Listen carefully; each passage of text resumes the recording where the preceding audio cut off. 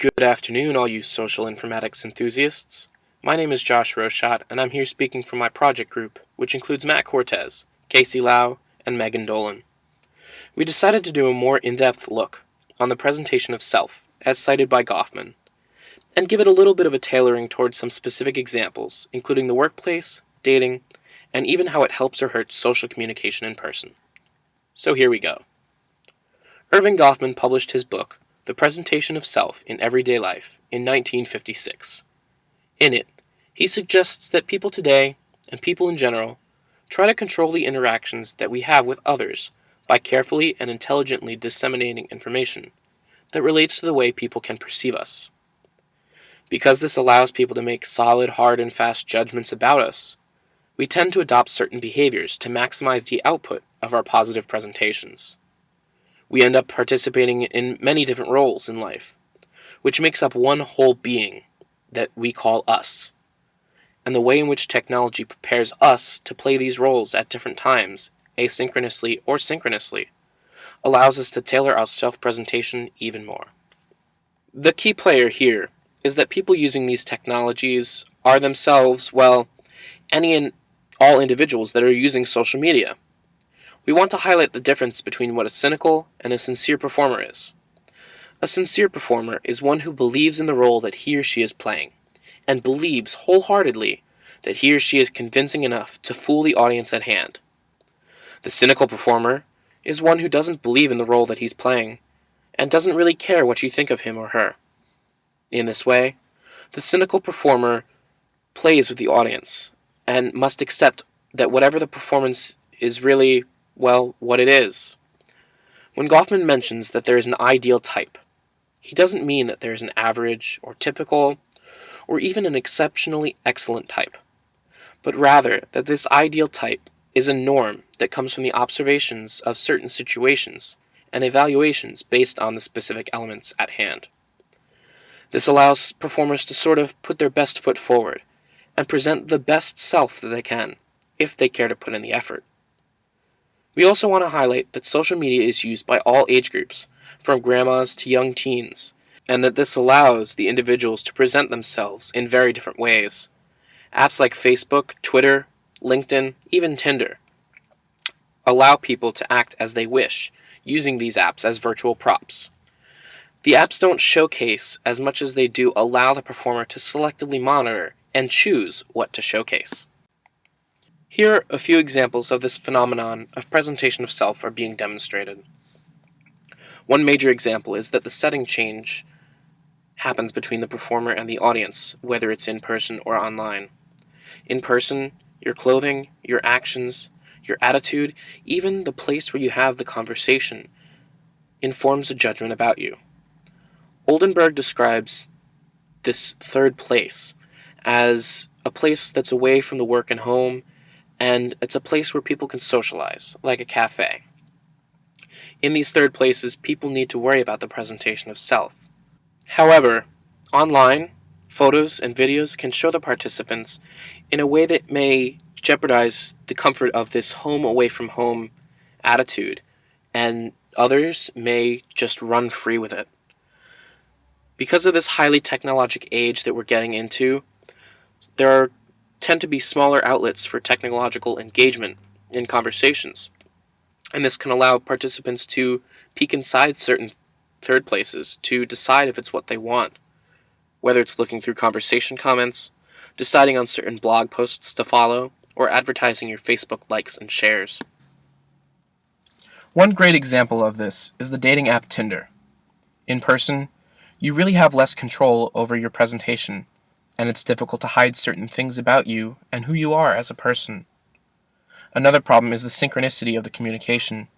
You have to respond right away because otherwise you'd be looked at as avoidant or not very confident.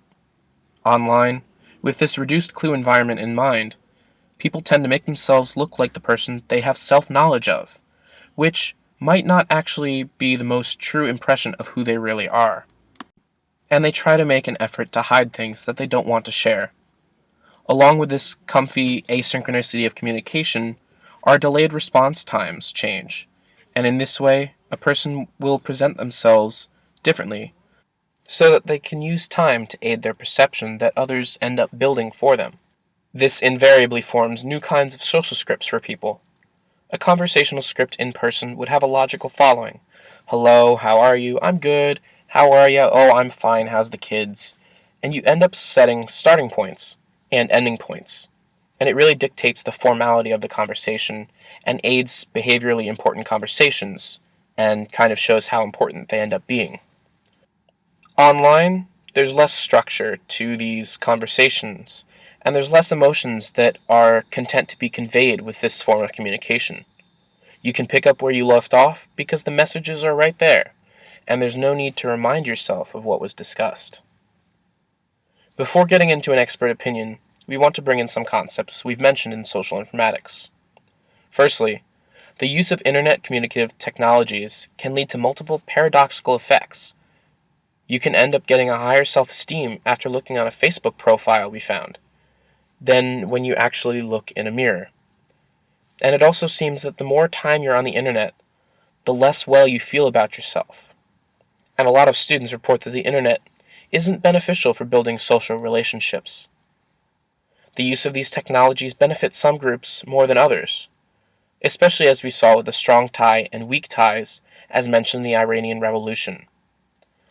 It really didn't do anything beneficial towards the revolution to have it blasted across social media. Though the social presence was there, it wasn't instrumental in enacting any certain change. It can also bring up some effectual and ethical consequences, just as we had discussed that if a virtual spouse should be able to claim Social Security benefits, assuming that all rights and responsibilities were granted to them. And we also have this brush off with technology that we end up using more often because we feel that it's okay to break up with someone over text message and that this is socially acceptable. These have been discussed at length and are something that we will end up debating for a long time to come. The implementation of the uses of these technologies also have a reciprocal relationship with a larger social context, just as Dr. Zaboni had reported about the inflating balloon in the neck of patients, curing and alleviating the pain of multiple sclerosis. It further followed and allowed for social change to be enacted, and this phenomenon of interest also varies by the level of analysis that we take, especially when we look at young users and the will to respond to the creation. These file-sharing websites like YouTube and YouTube Downloader allow for music and MP3s or videos to be downloaded, and this impacts the presentation of the user downloading the videos and music, but also has a presentation that's casted on the artist, and the artist ends up losing out on the economics of creating their art. With experiences and happenstances online, we want to show that the ways in which people are perceived online are very important to their well-being. Managers of multiple corporations ended up searching for LinkedIn profiles for their recruits. This means that without even meeting you, your hiring manager is already going to assume certain things about you by the way that you present yourself online, be it simply with your CV and resume, or a description of your interests and actions. As mentioned above, 93% of hiring managers are attempting to check you out as an employee, and you don't want to have them see something you are if it's unhealthy for the workplace. So, you present yourself as you want to be perceived, and highlight your best qualities. We're going to follow up and finish this presentation with a narrated video by Stephen Fry from the UK, discussing Goffman and the impact that this man has had sociologically on the framework of perception of self.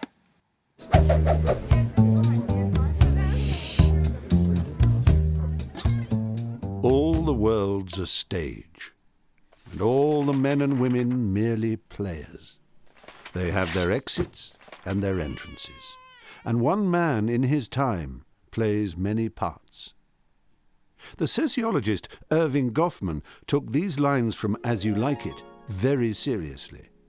In his dramaturgical account of human interaction, he argued that we display a series of masks to others, enacting roles, controlling and staging how we appear, ever concerned with how we are coming across, constantly trying to set ourselves in the best light. According to Goffman, we play a range of different parts, determined by the situations we take ourselves to be in, and how we think we are coming across. We adapt what we are, depending on who we are interacting with. This is most apparent in awkward situations, where we suddenly find ourselves trying to play two inconsistent roles, as, for example, when we accidentally encounter friends from very different social groups and have to juggle masks. The analogy with acting only goes so far for Goffman, though, because in his view there is no true self, no identifiable performer behind the roles. The roles just are the performer. He challenged the idea that each of us has a more or less fixed character, a psychological identity, at least in the role of author of The Presentation of Self in Everyday Life, he did.